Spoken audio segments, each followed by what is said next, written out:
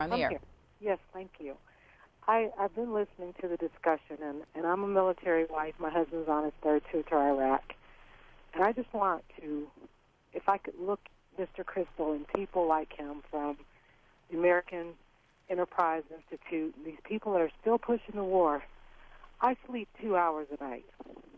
I'm sure when your head hits your pillow, you have the luxury of dreaming about, anything that your mom will allow you to dream about.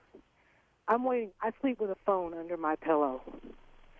My kids, if someone rings the doorbell, instead of doing what normal kids do, they freeze.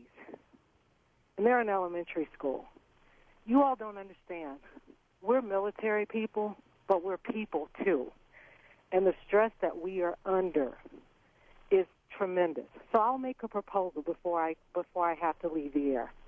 If this war is as important as you on the right and the hawks say it is, and if it is truly essential to our vital interest to do this, then institute the draft so we can have a break.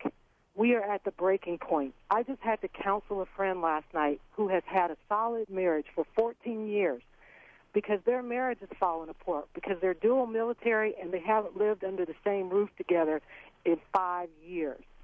We're people. We can't keep up this stress level. Our children can't keep up this stress level.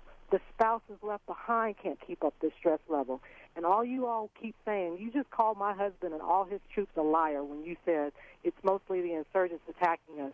Because when I do get the luxury of speaking to my husband, what I'm hearing is the Iraqis let us through the gate, the security forces will let us through the gate, and 30 minutes after we pass through, they're laying down IEDs to blow us up when we come back through.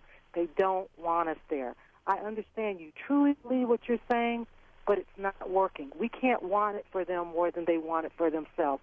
Please bring my husband home. Please bring our brave troops home. We're tired.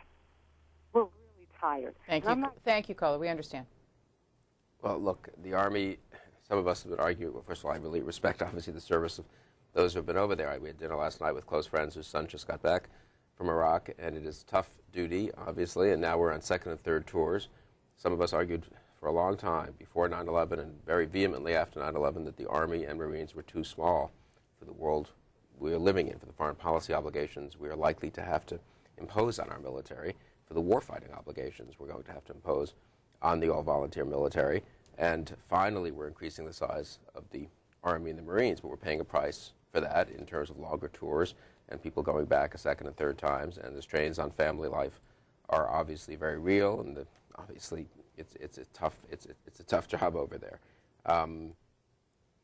So I hope we do more to deal with that. You go so far as her thought on the draft? Well, every